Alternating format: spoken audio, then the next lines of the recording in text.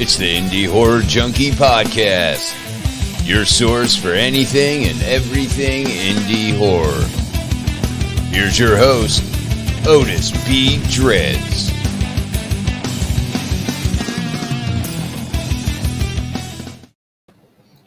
Hey there, welcome to the Indie Horror Junkie Podcast. Otis is taking a leave right now. He'll be back with us very, very soon, but you do have Rotting Ricky and Asylum Amy here for you. So hey, how are you doing? Happy Wednesday. What's going on, Junkies? Happy Wednesday, absolutely. Hopefully we have some people joining in because we have a great guest tonight. But before we introduce him and bring him on, let's do a little housekeeping. So I will let you handle it because it sounds a lot better listening to you than listening to me. Okay, housekeeping this week, as you see this beautiful merch that I'm wearing. The Junkies went to Sir Henry's Haunted Trail this past Friday. We just recently had them on the podcast. So we definitely want to plug them. We've got some fun pictures to show. Rick, do you want to throw them up? We can talk a little bit about it. There's us with Calvin. He's a huge part of it. We've got, and we have one of the owners there as well, Zach. Those are the masterminds, the two masterminds behind this haunt in Plant City, Florida. And they, as usual, did an incredible job creating 3 new haunted houses. There's some of their amazing scare actors they have for this season. And they haunt your nightmares. They get in your face and they are present in every haunt. And the haunts were incredible. I know we went for media night. I'm personally going back again at least once. I finally got to take you on the haunted hayride, which I love. It takes you through all these different haunted sets. The scare actors pop out. Just an amazing aesthetic of a haunt. They are the haunt of Florida, basically, but we can't let go without saying that there is another new haunt coming up that are also friends of ours and Sir Henry's. That is Terror on the Track by Courtney McIntyre. And we're going to be hitting up media night this Friday, and we're excited to see what they have in store. This is all new, completely new concept. They have just a ton of space to be creative with their haunts and their scare actors. They also have escape rooms. They're having a DJ. They've got just tons of interactive things going on. So I can't wait to check that out. It's their premiere year, so I'm sure you'll see me decked out in their merch next week on the podcast because, you know, I got to stock up on my hats and my shirts and my hoodies. But we're kind of spoiled. We have a lot of really cool friends in the industry, in the haunt industry, and they're always helping us out too. Like if we need some kind of crazy prop for a movie, they probably have it, and we're able to reach out, and we just love supporting them however we can because they're such a big part of the community, both just as is and part of the filmmaking community as well. They help out however they can, and so we love promoting them. So be on the lookout for that. Mistress Mary Film Festival's coming up in just a few weeks, Rick. October 26th, that's going to be at Cinema 6 in Port Richey. So we already have all of our movies selected for that. It's going to be an amazing day. We have Mistress Mary herself. So she will be there. She will be hosting. She will be available for photo ops. So that is Haley that's going to be coming in, and she's very excited to be here, and we're excited to have her. So that's going to be a really fun day. And we have the Indie Horror Junkie Film Festival that we are still taking submissions for because that is not happening until February of 2025 next year. Our second official film festival at MegaCon Orlando. I still can't get over how cool that is. So they have over 200,000 attendees every single year. So if you have a short indie horror film, a feature indie horror film, you definitely want to be a part of everything they have going on there. So send it in. Submissions are open. They'll be open for, you know, the remainder of the year until we close them out. Prices will go up soon. So get it while you can, and then come hang out with the Junkies. It's a 4-day event. The film festival runs 3 days. We're going to have panels. We're going to have Q&As. We're going to have filmmakers and actors there. The Junkies are going to be there.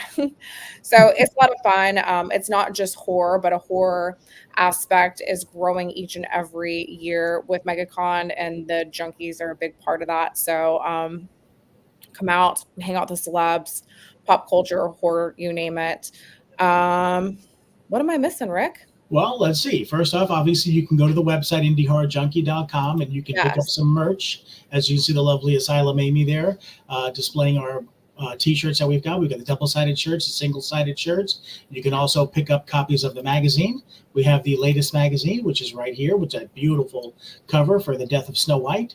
That's Love that available cover. right now, selling like hotcakes. So if you want a copy, you can get it either digitally or you can get it in the nice print version. Either one, you can get them both from IndieHorrorJunkie.com. So make sure you go there, pick one up, and then bring them to MegaCon, and we'll autograph them for you. How about that? Yes. And if you are in the Central Florida area and you're going to Sir Henry's Haunted Trail or you're going to Terror on the Tracks, you want to get your tickets in advance. Tickets in advance are the only way to get your tickets through Sir Henry's. So go to sirhenryshauntedtrail.com to get your tickets there. They do not sell them at the gate. And then as far as Terror on the Track, you'll just go to terroronthetrack.com. If you get them ahead of time, you're going to save a little bit of money, but they do sell them at the door. You just don't get that discount, but And now definitely check it on out. to our special guest for tonight. Very special guest. Yes. Now, I've been really looking forward to this one because Tim is an author, a horror, mainly for the most part, a horror author. He's got a lot of books on his website. You can go check out his website, which he'll explain to you the best way to find his books and more about him when he gets on here. But I wanted to show you a couple pictures here real quick. These are some of he does a lot of, he has a lot of original material as well, but he also does some novelizations from movies and TV shows and such. Like here's one right here. He did the Some movie you may have heard of. Terrifier 2, Halloween Kills, Supernatural. So, and the ones that I'm really interested in digging into tonight are right here. He is doing the actual novelizations for the X trilogy. He will tell you the exact dates, but I believe X has just recently come out. I should know because I purchased a copy. Pearl comes out in November, and I believe Maxine comes out first quarter of 2025. But these are the actual novelization from the Ty West trilogy. That is amazing. So cool. Check that out. And before we bring Tim on, we have a little trailer that A24 created just for his recent book. So let's show this real quick, and then we'll bring him on and we'll chat away. So hopefully you guys have some good questions for him. So here he is. But first, here's the teaser.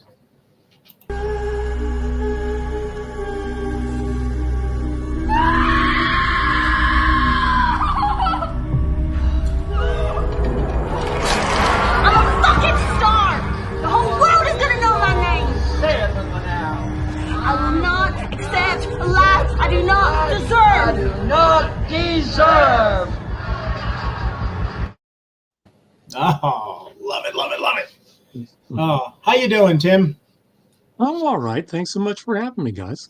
Absolutely, absolutely. I'll let Amy do most of the talking here. I will monitor the chats here because we have a lot of people here that are lined up, and they're going to be throwing in some hellos and some questions and stuff. So as we get them, I'll put them on the screen, and we'll kind of address them as we go. All right, sounds great.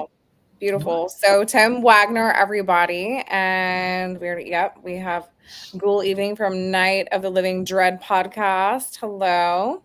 I think we know who that is. And we want to talk horror. We want to talk books. We want to talk everything that you have going on right now, the releases. Just tell us what you do and who you are and how you got into this, beautiful journey of novelizing these incredible films. Yeah, well, I'm been writing, ever since I was 18. That's when I decided I wanted to be a novelist. It actually started when I was 16. I read an interview with Stephen King in an old Dracula Lives black and white magazine from Marvel Comics, and he had just published The Shining, so he wasn't super famous yet. But for some reason, it had never occurred to me that being an author was something somebody could try to do, like you could choose to do it. And I read that. I was in my bedroom and I wandered down the hall and I tell my mom, I think I'd like to be a writer. And she said, I think you'd be a good one. And so that was like, nice validation or whatever, instead of a parent's going, when the hell are you going to be able to feed yourself if you're an author? And so I've always loved horror all my life. The first movie I remember seeing was Frankenstein Meets the Wolfman when I was like 4. And I was fascinated with these two monsters because I was aware of them somehow, but I had no idea they lived in the same world. So I thought that was super cool. So, I kind of started off writing fantasy, though, because it just was at the time, that's what everybody kind of suggested. And I sort of missed the horror boom, the 80s and the 90s. And about the time I said, I love horror, I should be trying to write horror. the whole market like collapsed. And at that point, I was like, damn it. But I started writing horror short fiction because that market was pretty good. And then indie horror started, really becoming a thing too. And as time went on, I also was interested in doing tie-in work. When I grew up at a time when, even before VCRs, so the only way you could experience, your media again, if you didn't want to wait a year for a movie to show up on TV and be all cut up, or if a TV series got canceled, it was just gone. You'd never see it again. Was either through something like Famous Monsters magazine, or if there was a novelization or an original tie-in like new Star Trek books or something. Yeah. So I thought I always loved those because you got different perspectives on things. They might tell you more about the world. You might get a chance to know, especially in movies, you get all these extra scenes that weren't in the movies. And you get a chance to know what characters were thinking or feeling. If something was written from the perspective of Captain Kirk or whatever.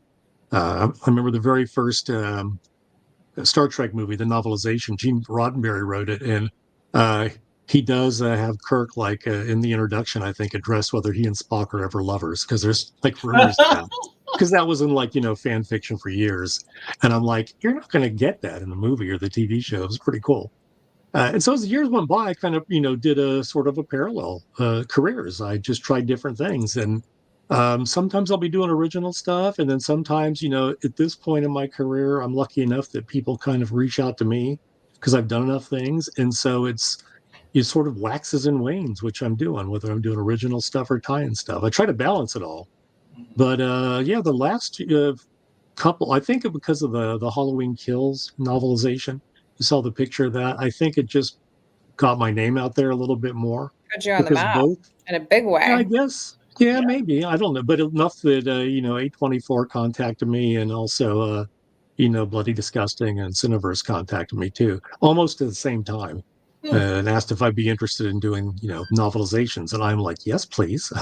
Yeah, where do I sign? Yeah, because I was a fan of both of these properties before they asked. So I was going to ask you how that happens with the tie-ins. Is that something where you find a particular film or whatever it is that you like and you reach out to them, or do they come to you? How did that exactly work, and how did that happen at first? Yeah, with films, usually they reach out to you. Okay. And usually what happens is that a publisher will reach out to you because the publisher asks the movie company, or vice versa, but they get a contract to do the tie-in, and then they go find a writer to write it. And just as time goes by, if you're trying to get into tie-ins, you kind of talk to people that have already published them. You kind of see, who's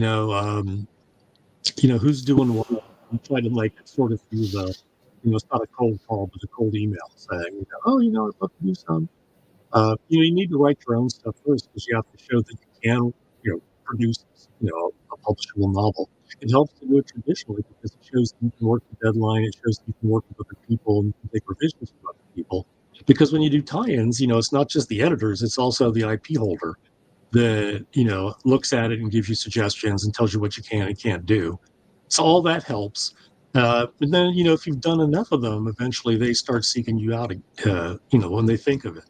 But then if an editor leaves a house that you worked with, they might forget you exist. And so knock on their door a little bit, or have your agent knock on the door.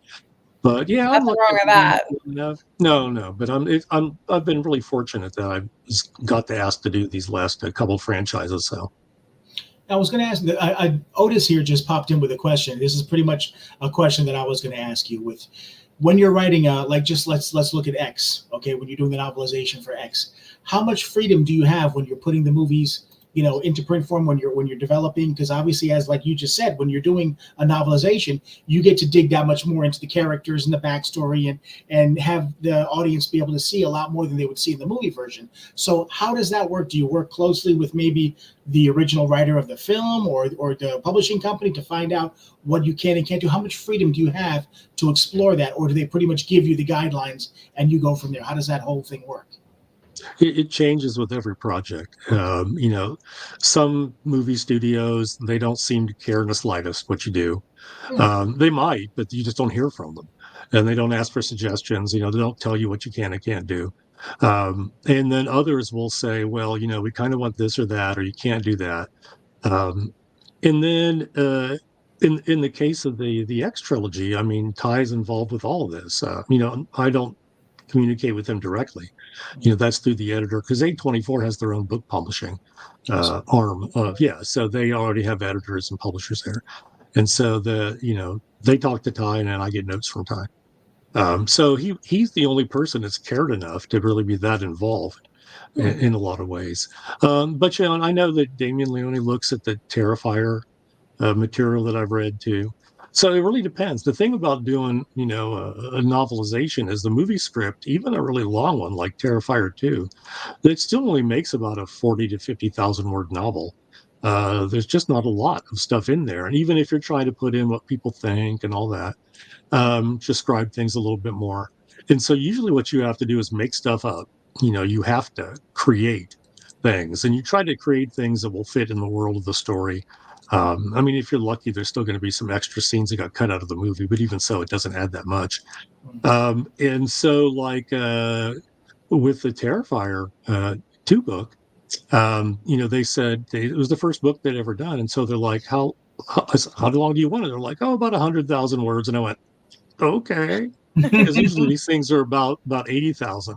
But then I'm like, that means I get to make up 50,000 words of cool Terrifier stuff. So, in that book, I just did all kinds of things. The only thing they had me change is, since I didn't know what was happening in the third movie, I guessed how Art was going to come back to life. So I had one sentence at the end of the book saying, just hinting how it was going to happen, because I knew if it wasn't right, I could take it out. I had to take it out.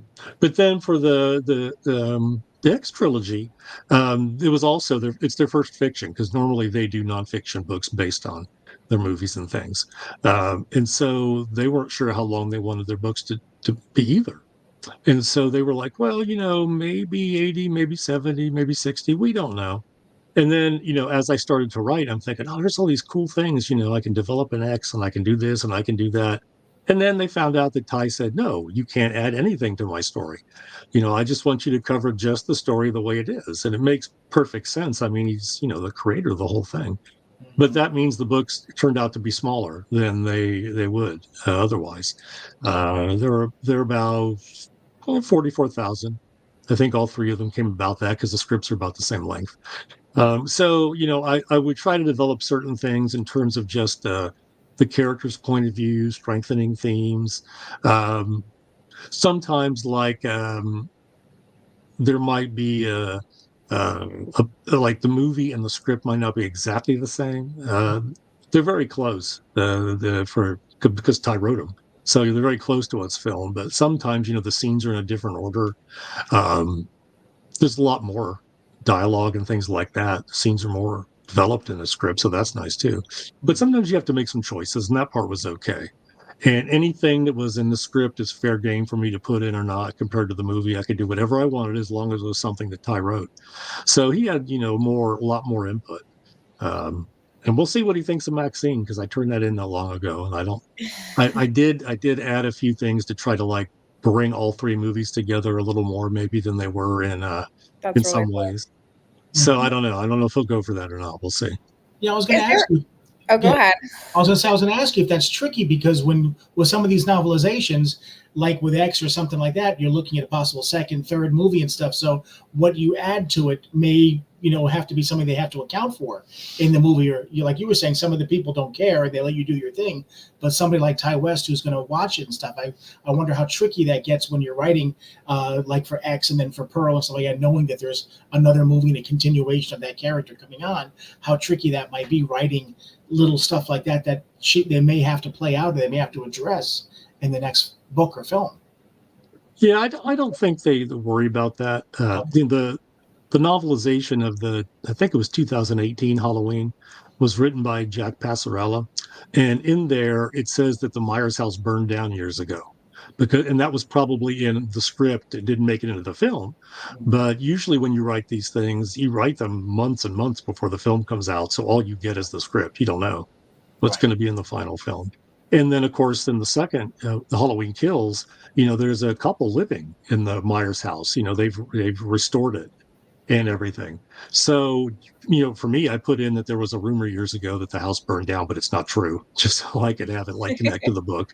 But, the movie people, they just ignore that part. The only thing it's canon And same thing for TV shows like Supernatural. The only thing that's canon is what they put together and put on the screen. Unless they decide otherwise.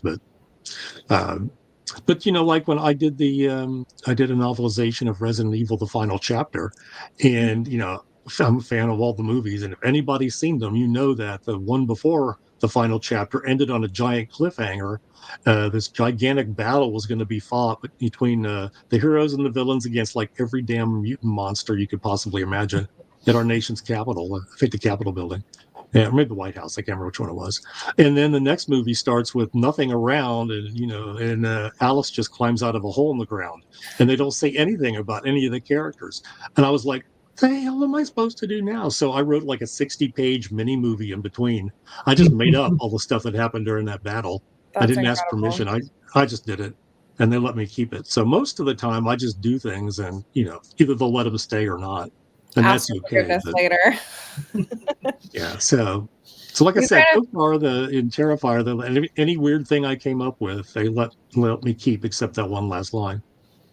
That's pretty cool. And you kind of answered one of my questions already. It says that you got the script to start novelizing before the movie's ever released. So is that generally the rule of thumb that you start working on what you're doing as they're filming or before they're filming? And how do they generally release what you like your work and your books in comparison to the time frame of the release of the movie?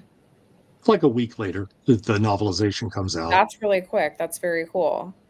Yeah, so I guess it's just synergy. You want one to Marketing. market the other, but you don't want the book to come out first because it would give away stuff. Exactly. Yeah. So Absolutely. yeah, so that's what they very usually cool. do. But Terrifier 2 was already finished, and the X trilogy, they were already finished as I got to each book, because Maxine hadn't come out when I had the contract, but it had come out by the time I had written the book.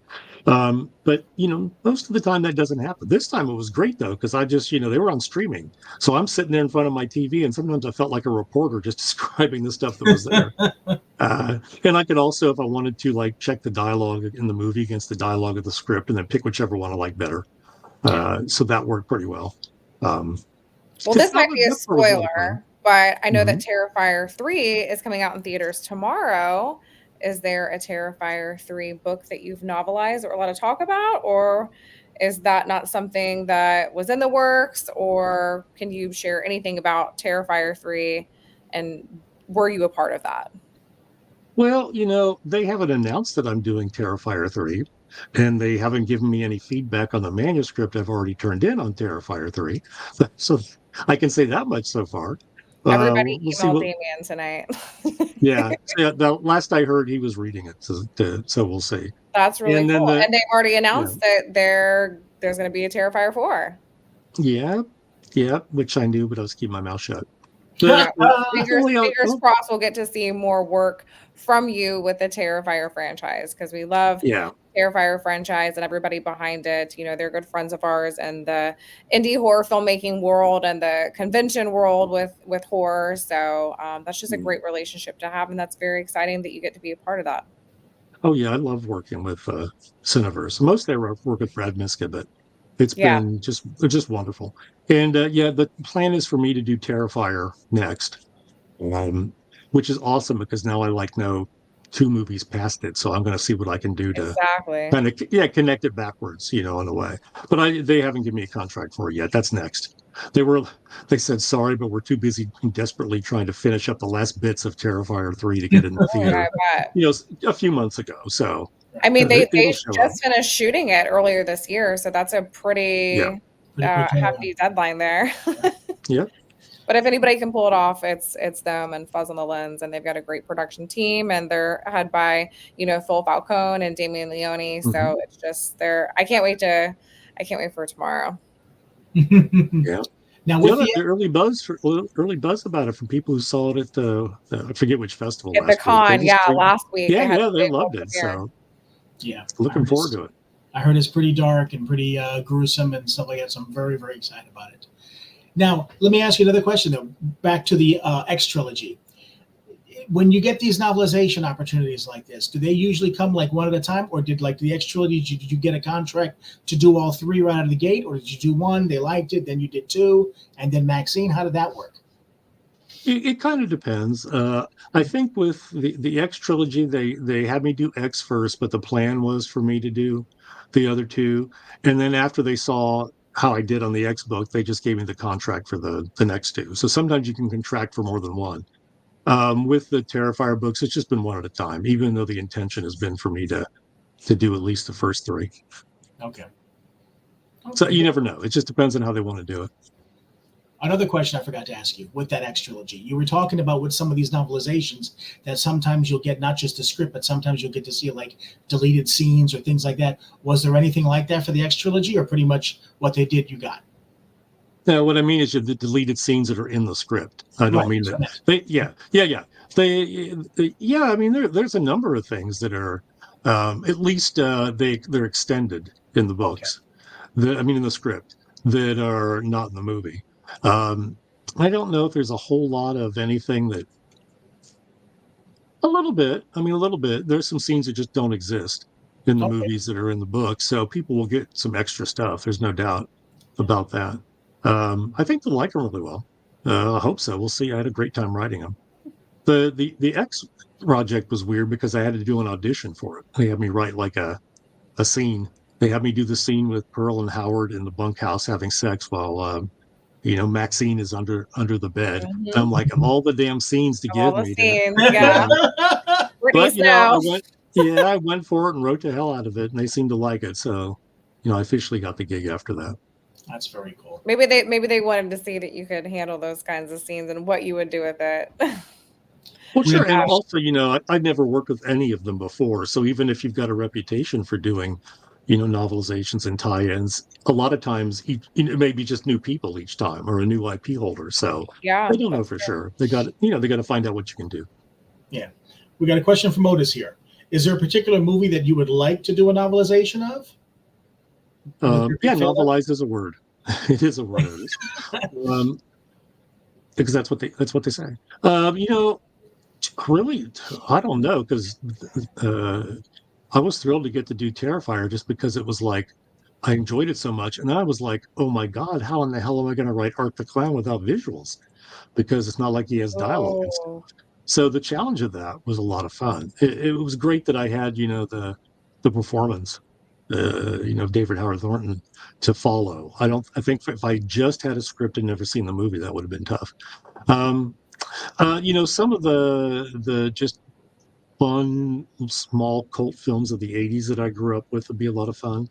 I got to do a Freddy Krueger novel years and years and years ago. I got to do Michael for Halloween Kills. I like to do Jason.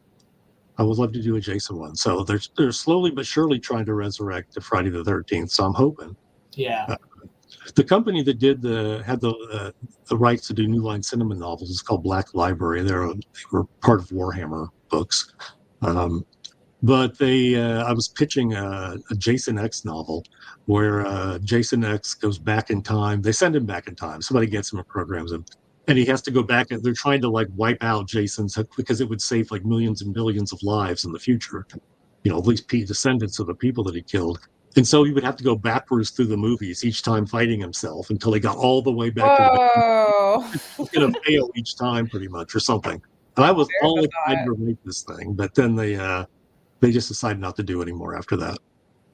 I love that concept. That's my dream. My dream is to do that. There you go.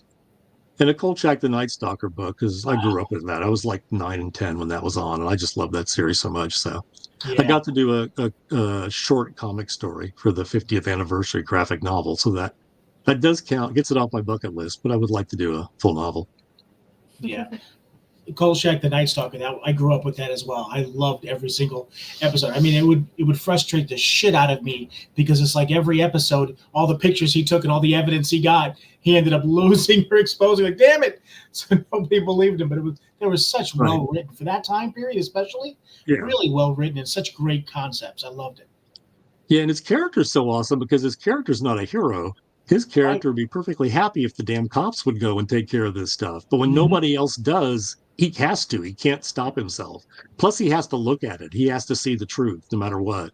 And Yeah. so I just thought it was just such an interesting dynamic. Of course, Darren McGavin was just fabulous as that character. Yeah, because I know they rebooted it a while back, and I saw it, and it didn't have any of that same soul at all. Yeah, same. So absolutely. What do you have coming up next? Anything on the books that you're working on next, or that you're getting ready or prep that you can talk about? Oh, sure. I'm doing. I think I can talk about it. I'm doing a Conan the Barbarian novel for Titan Books. Really? That's a lot of fun. Yeah. I've never. I mostly read the Conan comic books from Marvel when I was growing up, but then eventually, the movies came out, and I've read, the original stories and some of the other novels too. So that's a lot of fun. It's a big shift after finishing Maxine. Sometimes moving from like one style of story and one type of character to another with a tie-in can be rough. Even getting back into your own original stuff can sometimes be a little rough, or moving from a novel to a short story for me takes just a little while. And so right now I've been feeling like I'm kind of like trying to push a locomotive so, like, to It makes jumpstart a sense, though. locomotive. Yeah, it's a full-on creative shift. It's like jumping from one movie with a specific theme and tone and energy and aesthetic to the complete opposite of that, and having to shift gears immediately after you've just lived it for a few months. So Yeah, that's exactly what's going on. makes a And lot of so sense. coming up early next year, I did a book on writing tie-ins, because I've done several books on writing horror for Raw Dog Screaming Press. And every time I thought I would just do one book, and then they're like, "Well, could you do this one?" And I was determined I'd never write any more writing books. And last year at StokerCon, John Edward Lawson's like, "You could do one on tie-ins," and I'm like, "God damn it! All right, fine." So that I'm not sure exactly when, early 2025, that'll come out. And so even if you don't want to write tie-ins, I talk about the kind of thing we're talking about here, but in a lot more detail. And I go through my whole history of all the tie-ins I've written. Except for Terrifier Next, because the book was finished before those things were announced, so I didn't put them in there. Now, as far as writing about writing, are you still teaching creative writing?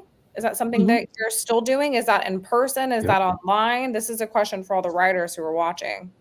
Yeah, for the last 25 years, I've taught composition and creative writing full time at Sinclair College in Dayton, Ohio, and I got 5 more years till I retire. And then I'm just going to write. But I really love it. I really enjoy it. The helping people. Not only is it just satisfying to help other people, you learn a lot about your craft by helping other people learn how to do it, and looking at what works and doesn't work in other people's things. And you also just see things people try that you never thought to try. Yeah. I mean, just because people are newer writers doesn't mean that they can't come up with some really good stuff. So that's a great parallel to filmmaking. Yeah. You have a neighbor with Otis. He's 20 minutes from Dayton. Oh, awesome. Let me ask you a question about your original works. I know that you obviously we're talking about you doing the movie tie-ins and stuff. Has any of your original work been optioned for possible to make it a movie? No, I wrote a series of urban fantasies with a zombie detective. It was called Necropolis. And it's like all of Earth's monsters about 400 years ago, when humanity started getting too numerous and a little too smart, about, they more dangerous. They all moved to another dimension and have their own city there. And so, that got some interest, and there were people that were kind of circling it and everything. But nobody wanted to actually give any money. So my agent was like, "No." He said, "Most of the time this stuff doesn't get made, so the only thing you get out of it is some option money." Right. And I've had some people You gotta start talking to Cineworks in a different email. Yeah. And I had a company not too long ago inquire. I did another urban fantasy series about, these were like it's kind of like Men in Black, but with nightmares, living nightmares. And they just inquired if the rights were still open to that book. And the agent, I said yes, but we haven't heard anything back. So who knows? So we'll see. But yeah, a lot of the problems with doing stuff like that is, I can imagine movie people taking a look at it and saying, "Oh my God, this would cost so much to do." Yeah. So yeah, I understand that. Have you ever considered, like, so the Terrifier crew, they're always at horror conventions around the country. Have you considered maybe getting in when they're with your agent and touching base with some of these horror cons and becoming a guest with your book there, because I can just see the book and people wanting to buy that and then take it over to, you know, all the actors and the filmmakers that are there to get it signed. It just seems like the perfect team up. And they're so, I don't know what you know about horror cons, but they're just everywhere, and it's such a huge thing for the horror community. I just feel like that you would fit in so amazingly well there. Absolutely. Yeah, and they definitely do a lot of them. You know, I see when they're all, you know, they all on social media talk about, you know, when they go there. Yeah, I thought about that, but since the Terrifier book doesn't come out, Terrifier 2 doesn't come out officially till the, I think, 11th of next month. So there hasn't been any books to sign yet. So I have not approached them, but that's been on my radar because I just try to imagine being a fan and how much fun it would be to have everybody sign. I think Yeah, it's people just just really something enjoy that. because as a fan, you want to get your hands on a really unique, you know, piece of memorabilia, because there's posters and there's DVDs and people bring their own things they've created. But having, you know, a book that's novelized about the entire film based off of the original script, to have that there present and then have everybody sign it, including you, I just, as a fan, think that would be so cool. I would highly recommend you look into that. I feel like you belong Yeah. there. Yeah, I'm going to. And it would be wonderful to have everybody sign because since I could see the movies ahead of time and was already a fan, I mean, I was able to draw on their performances and I was able to Yeah. draw on the direction too, not just the script. So, you know, in a lot of ways, the thing that's interesting about novelizations, they are collaborations with people you often never talk to. But, you know, it's not just you. You're working with them, you know, to create something. So in this case, even more so. Same with the X books, just because not only is Ty involved, but I saw all the movies before, you know, I wrote them. So they really are even more collaborations than usual. So cool. I'm just Very fascinated by cool. the whole process. It just seems like so much fun. Absolutely. Have you ever thought about or done in the past or been approached to do a screenplay of your own as opposed to a novelization? No, I mean, I've thought about it over the years. There, there's a couple times that I've uh, emailed and talked to some people at the asylum because I thought it would be a lot of fun to write what do they call them? Mockbusters or whatever they, you know, Is that what they're they don't called? want to call them. Mockbusters? Yeah, So yeah, when funny. they do one that it kind of like comes out just like, you know, like Transmorphers instead of Transformers. When the Rick will tell Transmorphers you the came out, my asylum is dad, down here where we live right now yeah, filming. They're on hold because oh, cool. So the of Because the of studio, hurricane. weather. But Indie Horror Junkie, especially Rick, was a big part of pulling together the production team down here. oh, And cool. Rick is actually cast in the movie as one of the actors. Awesome. I'll be acting on Awesome. Saturday, and I will be talking to them and the producer when I'm there about you and a possible Oh, novelization. well, thank you. But Absolutely. you know, Absolutely. the thing about the that I like about the asylum so much is, you know, they just have a lot of fun. You can feel the Yes. fun when you watch their movies. But it's also you know, if you are going to do something like Transmorphers, you know, you got to find a way to make it a different kind of story. And I think it's really interesting. I'm always fascinated, since I was a kid, in the different versions of Superman from the different, you know, multiverses or whatever, and Right. just all the different ways you can express characters like that. So I think it's really interesting, and that's why I like reboots too. I think it's really, even though they may not always be that great, or sometimes they're better. John Carpenter's Thing is way, way better than the original. I like Finally, the I have original; it's somebody that fine, but finally I have somebody that thinks like me. I know so many people that cannot stand reboots and remakes, and they're like, "Oh my God, why are you trying to ruin the original?" And to me, it's like you don't take anything away from the original. If it's done well, it can hang with the other original, and you're looking at a different aspect, whether it be in a newer time or more present time, in different ways to look at certain storylines and stuff, as opposed to what you saw before. But it's not like I have to go and take my original DVD and throw it in the bonfire because the new one's out. No, it doesn't. It's not like that. right. And people, I think, you know, when I grew up, you just like three channels, so you watched whatever the hell was on. Right. And so, you know, I would see, oh, here's a movie from the 1940s. And then the next week it would be, oh, here's another version from the 50s. Oh, here's another remake they made in the 60s. I mean, it wasn't like this that's new. People Right. used to do that stuff all the time. And I think it's interesting to see. In a lot of ways, I think of it like theater, where, you know, you have Macbeth, but you have how many different productions and how many different visions of it, how many different expressions of it. Nobody complains about that. That's a good point. I never thought of it that way. It's a very good point. Yeah, I mean, I wouldn't want to see a remake of something, fairly new, in which, unfortunately, you've seen that a lot, where it's just maybe a couple of years ago, and then you'll see a remake of it. I'd like a little time to pass so you can see a fresh outtake on it.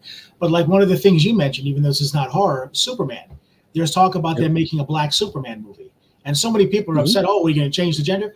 To me, I love that concept because Superman has been done to death over the years. And if you make a black Superman, and especially if you get rid of the Lois Lane and the Jimmy Olsen, you give him a whole fresh origin story like that, to me, that's an amazing concept that I would love to see play out. So that's what I like about remakes and reboots is you get to see a fresh take on something that was, tried and true or proven previously. Yeah, and that's what Marvel did with their Ultimate Universe and their new Ultimate Universe, and DC's doing the same thing with their what is it, the Absolute Universe. And so they're doing versions of their heroes, but very different. Like Batman is poor; he's been poor all his life, and so what's Batman like when he's poor?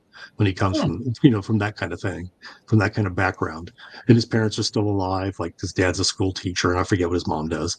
And I think that stuff's really interesting because what is it at the core of these characters that you can do differently? And so I think you can do that with different versions. And I don't understand why people get so mad about that. I mean, it's like I would grow up in the summer. We didn't have air conditioning, so I did not move in the summer during summer break. So I would watch the soap operas my mom would watch. And, 1 week it'd be like, and today the part of so-and-so will be played by, because an actor was sick. So somebody would just step in. Right. You watch a year or two of Bewitched, and next thing you know, they got a new Darren. It's not that big a deal. No. I have two daughters. They're both 25 and 30 now. But when they were little, I made sure to show them as many different versions of things like Peter Pan. Because I did not want them to grow up to be the fan that said, there's only one true Peter Pan. Like, no, or there's like not. Wonka.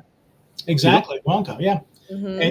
And the argument that I have in our house, all the different versions of Wonka. And I'm like, and in your lifetime, there might be another new one. Yep. Well, like I was telling them, one of the things that I can say, my son, Brandon, I showed him, he fell in love with the Will Smith version of I Am Legend. I mean, I didn't think it was that great, but he loved it. He loved it so much that and by me being the old school, I told him, well, this is a remake of the one with Vincent Price and then so on and so forth. And I showed him that, or the Omega Man with Charlton Heston, that these are remakes. And he loved that so much that he wanted to go back and see those originals. So I showed him the Omega Man. I showed him The Last Man on Earth with Vincent Price and got all that. He never would have cared or even ever asked the same thing. Good dad, Rick. Same thing with my daughter. She saw Fury Road because she was a big fan of what's his name? I can't. Whatever the guy Fury Road. Yeah, not Liam Neeson. It's somebody else. And Chris Hemsworth. No, not Chris Hemsworth. Oh my God. No, I forget the guy's name. It'll come to me later. I'm sure somebody.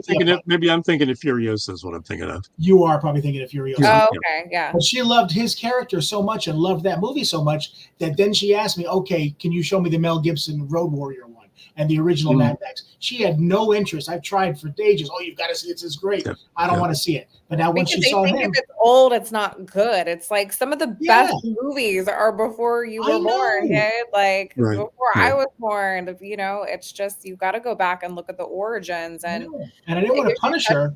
An appreciation of what we have now, and sometimes that's the better version. It usually is the better version. It usually is. But like I said, the fact that she watched the new version and liked it so much that she actually wanted to go back and see the original, that's something that she never would have wanted to do and never would have experienced, and they never would have gotten that viewing of it if it were not for that. So to me, that's a plus right there for a remake that you've got to give. But especially if it's a horror film, the original to me is always the best because you get to go see all those old school practical effects. Practical special effects. So for me, it's like you see what they were envisioning and how they worked with the resources that they had. And, it's fun to see all this stuff now. And they incorporate some practical special effects. Like Terrifier, for example, they're huge for their practical special effects. But they're still incorporating, other technology. But if you go back to the beginning, it's all just, the best as far as I'm concerned. Tom Hardy is the actor's name from Fury. Oh, yeah. Gotcha. Yep. She was a huge Fury Road, right. Cool. Yeah. So let me ask you another question here. Obviously, this is Indie Horror Junkie. Okay, so we we're really, even though we're horror fans through and through and love all kinds of horror, we're really into the what I call the blue collar indie horrors, filmmakers, the people that work 9-to-5 jobs and make movies in the weekends and stuff like that. How much do you follow? Because obviously with Terrifier, that's an indie horror, it's an indie production, and Ty West has his heavy roots in indie as well. How much do you follow the indie scene as opposed to some of the studio works? Well, every day, like when it's time for me to look for something on TV, first place I go is Tubi, and it goes straight to the horror because there's all these movies that you just don't hear about any other place. I mean, I like Shudder just fine too, but those things are like on people's radar. But I'll be going along and I'm like, oh, there's this movie and it's called, I don't know what. There's one called Rust and there's Rust 2, and I haven't seen Rust yet, but I'm waiting for it. And there's Jack and Jill from the UK. They've got sort of a series with them as sort of like, I don't know what they are exactly, weird serial killers, but they look like they're mutated somehow. And so I get fascinated by watching the different series too, like how do they change the stories? So yes, I absolutely love that. And sometimes, it's like, oh, okay, this one's, just all right. But a lot of times I run into some that are just absolutely brilliant.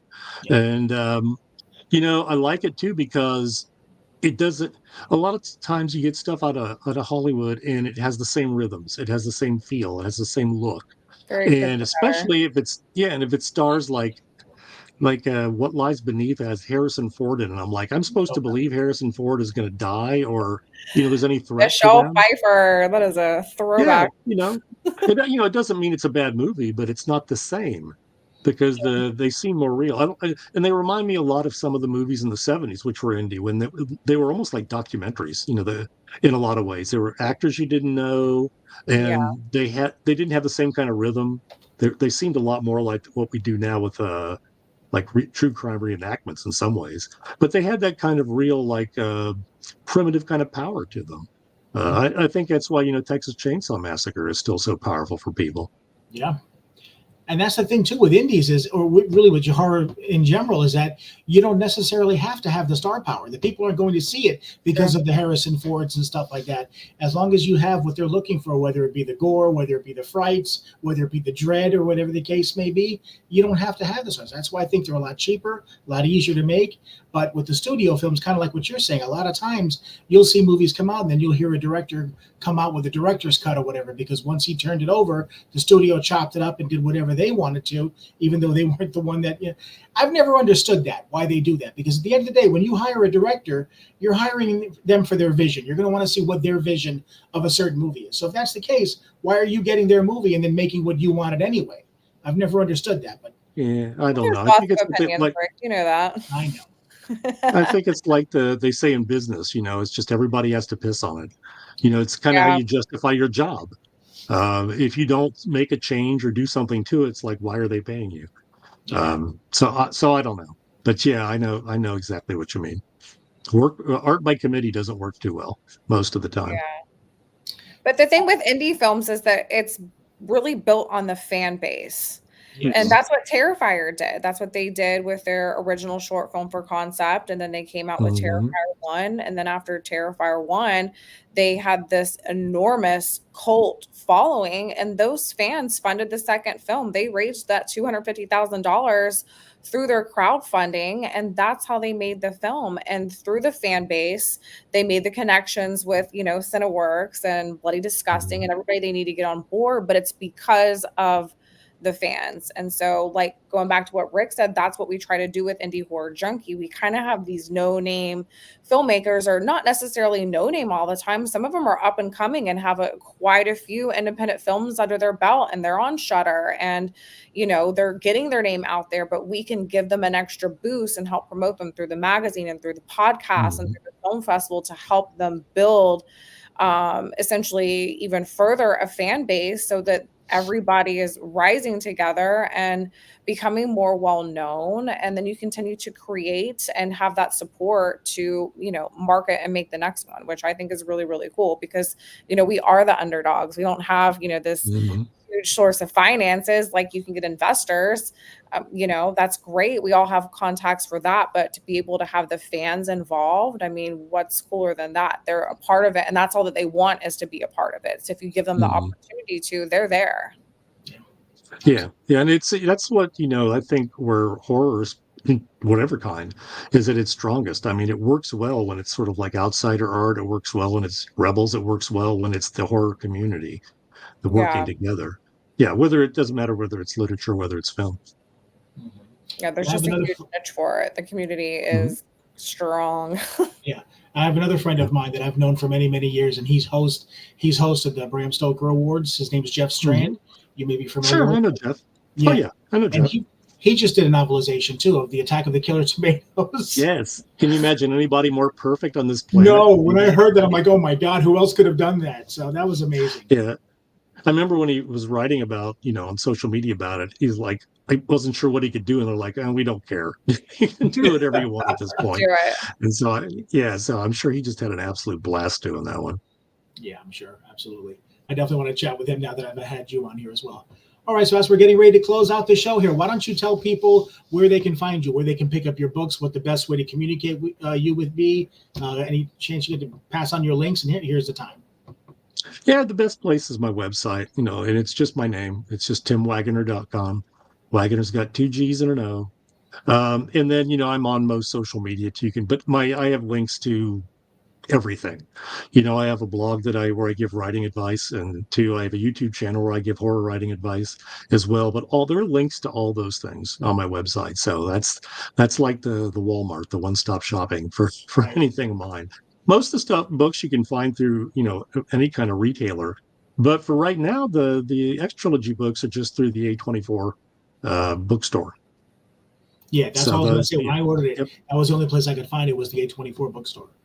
So, Yeah, they're partnering with a small press publisher to get them into bookstores, but I'm not sure if that's happened yet or what. So I know the only place online though right now to get it is from there.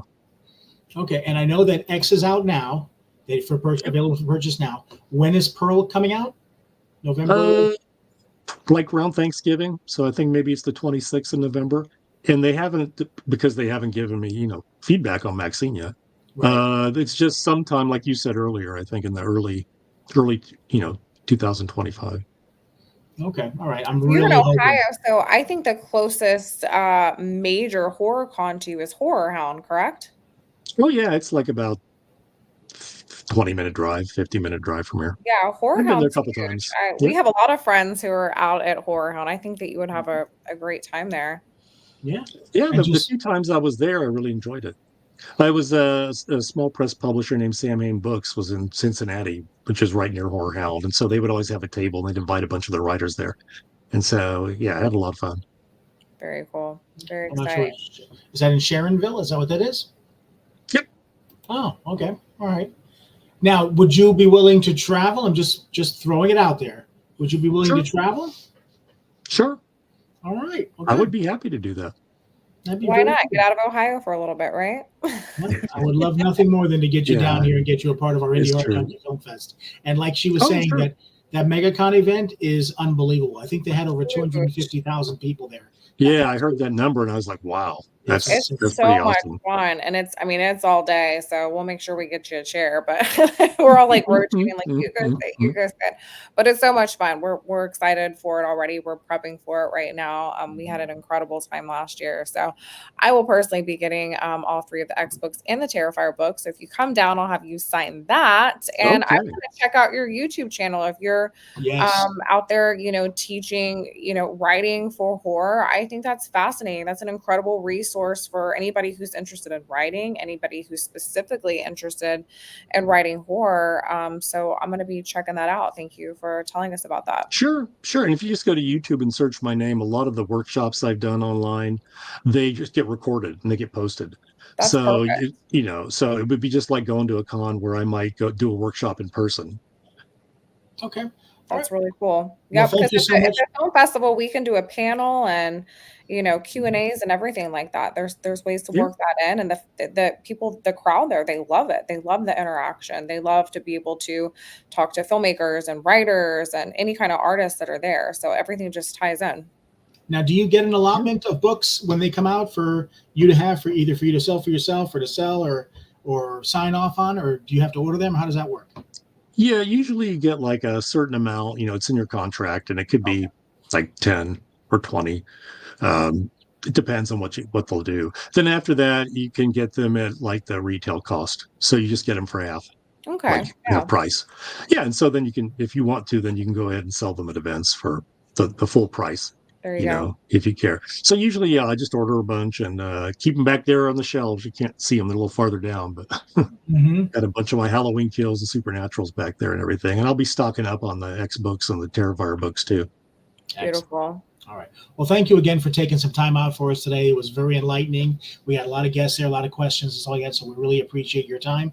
Like I Yes, said, if you thank could you just so hang out backstage real Oh, quick, thank we'll you. close the show out, and then we'll come back and chat for a few minutes to say goodbye. Okay. All right, sounds awesome. All right. Hold on for me. Thank you again, Tim. All right. Oh, that was great. I mean, I I was can't so believe looking it's already forward. almost 9 o'clock. I didn't realize how fast that went by. Neither did I. I had to glance. I'm like, wow, where'd the time go? But that's because he's basically speaking my language. I'm a writer as well. I've never done a novelization, even though I will tell you this. I did try something where I'm turning one of my screenplays that I had written many years ago into a novel. So I'm seeing what I can do about making that transition, because I just used to love to write, and I still do. So if nobody's going to buy the screenplay, maybe they'll buy the book. If anybody can attest to that, it's me. Yes, I understand. All right. Anything you want to say for next episode or anything like that? My brain can't even think that far ahead, but we will be at Terror at the Track on Friday, and we will see you next Wednesday to report on that. And definitely check out Tim Waggoner on Facebook, Instagram, his website. Check out the YouTube channel. I know I will. It looks like there's a lot of cool resources there for writers and horror lovers. And, if you guys need anything, hop on our website, indiehorrorjunkie.com. We have the magazine. We have merch. If you got a film, make sure you submit it. And you can find us here every Wednesday. We'll see you next time. Absolutely. Goodbye, everybody.